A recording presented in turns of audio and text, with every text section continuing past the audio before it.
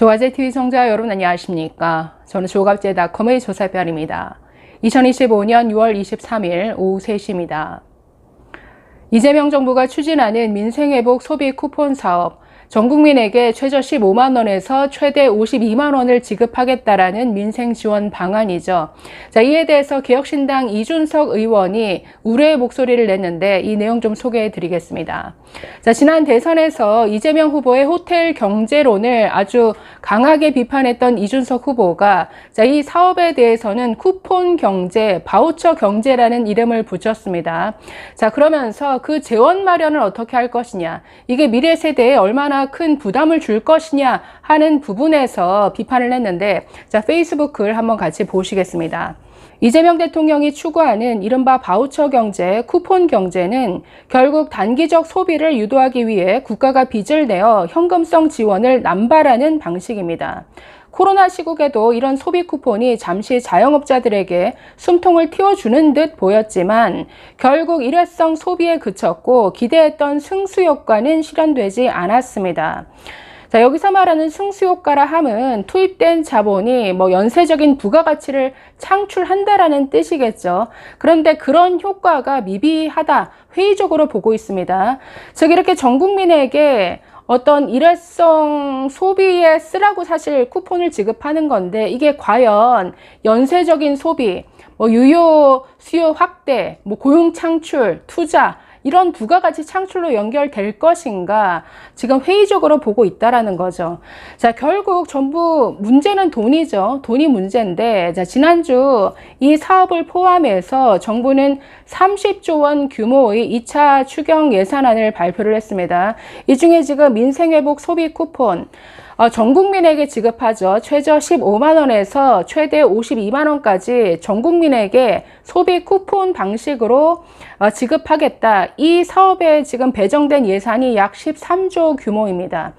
자, 정부는 이 30조의 추경 예산안 중에 지금 약 20조 정도를 국채 발행을 통해서 지원을 조달하겠다라는 건데, 국채 발행은 결국 빚입니다.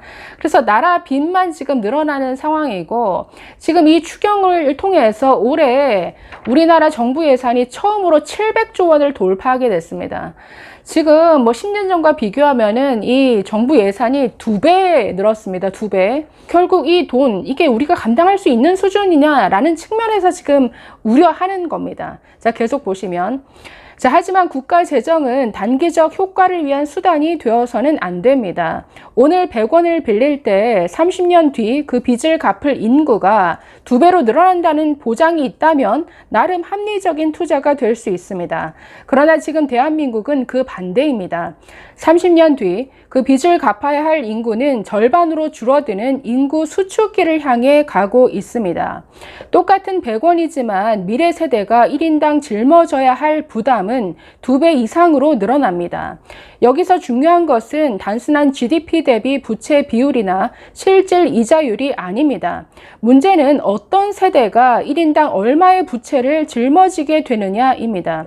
자, 이 문제는 굉장히 심각하게 다뤄야 할 문제입니다. 이건 세대 갈라치기가 절대 아니죠. 자, 지금 2030 갈수록 성장률은 줄어들고 생산 인구가 줄어드는 이 상황에서 지금 이런 국가 부채만의 문제가 아니죠. 여기에는 지금 국민연금이라든가 그다음 건강보험 적자 문제, 이게 모든 게 다 포함되는 문제입니다. 아니, 갈수록 인구는 줄어들고 부담해야 될 빚은 더 늘어나면 이건 전부 젊은 세대에게 짐을 지우는 게 되죠. 그래서 젊은 세대 입장에서는 내가 부담해야 될 금액은 더 많아지는데 나중에 가서 받아야 될 금액은 적어진다. 그러면 누가 이런 정책을 환영하겠습니까? 자, 그렇기 때문에 이건 굉장히 정교하게 정말 미래 세대가 어느 정도 부담하게 될 건가, 이거 정확히 꼼꼼히 따져봐야 된다라는 이런 지적이죠. 자, 계속 보시면 여기에 더해 이재명 정부가 추진하는 113만 명의 부실 채무 탕감을 전제로 한 배드뱅크 설립 계획은 또 다른 위기를 예고합니다. 이 정책은 사회 전반에 도덕적 해이를 양산할 수밖에 없고 물가 안정과 신용 질서의 기반을 뿌리부터 흔드는 위험한 접근입니다. 아무리 선의를 포장하더라도 금융의 신뢰를 무너뜨리는 방식으로는 지속 가능한 경제 운영이 불가능합니다. 자, 지금 자영업자들에게 정책자금으로 대출됐는데 그 중에서 7년 이상 갚지 못해서 연체된 어떤 대출금이 5천만 원 이하인 경우에 빚을 탕감해 주겠다라고 했습니다. 정부가 출자하는 배드뱅크를 설립해서, 그러니까 금융기관으로부터 그 악성 채권을 정부가 사겠다라는 것이죠. 자, 문제는 그동안 예를 들어서 정책자금으로 코로나 때 자영업자들에게 대출된 규모가 약 277조 원 규모인데, 그 중에서 지금까지 몇 차례 그 대출 기한을 연장하면서 상환된 금액이 약 230조 원 정도입니다. 즉, 이 말은 그런 대출을 받아서 열심히 노력해서 잘 갚아온 자영업자들이 있다라는 거죠. 그런데 나머지 갚지 못한 그 자영업자들의 채무, 7년 이상 되고 5천만 원 이하인 채무에 대해서 정부가 나서서 이걸 탕감해 준다? 없애준다? 이건 정말 심각한 도덕적 해이, 심각한 형평성 문제를 초래할 수 있죠. 이걸 이렇게 쉽게 결정할 수 있느냐? 저는 이 부분은 정말 위험하다라고 보는데, 네, 금융의 신뢰를 무너뜨리고 지속 가능한 경제 운영이 불가능하다, 이렇게 비판하고 있습니다. 자, 마지막 부분. 지금의 코스피 상승은 기대감에 기반한 흐름입니다. 그러나 기초 체력 없이 떠있는 시장은 결국 롤러코스터가 될 수밖에 없습니다. 이재명 대통령이 물가 관리에 실패하고 신용 시스템 유지에 실패한다면 대한민국 경제는 반드시 흔들릴 것입니다. 하루라도 빨리 시장에 신뢰를 줄 수 있는 경제부총리 인선을 내놓아야 합니다.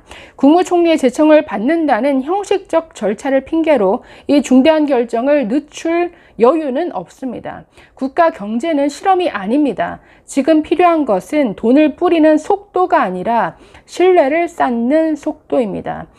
자, 지금 여러 측면에서 특히 미래 세대가 부담해야 될 이 국가 부채라는 측면에서 우려의 목소리를 내고 있는데, 자, 지난 대선 때부터 이재명 민주당이 내는 공약을 보면은 정말 선심성, 이것도 해줄게, 저것도 해줄게, AI에 100조 투자할게, 요양급여, 건강보험에서 지급해줄게, 다 해줄게라는 이런 공약들이 너무나 많았습니다. 문제는 무슨 돈으로, 무슨 재원을 어떻게 마련해서 하겠다라는 거냐, 그 구체적인 방법과 돈을 어떤 방식으로 쓸 것이냐에 대해서 집요하게 파고 들었던 사람이 바로 이준석 후보였죠.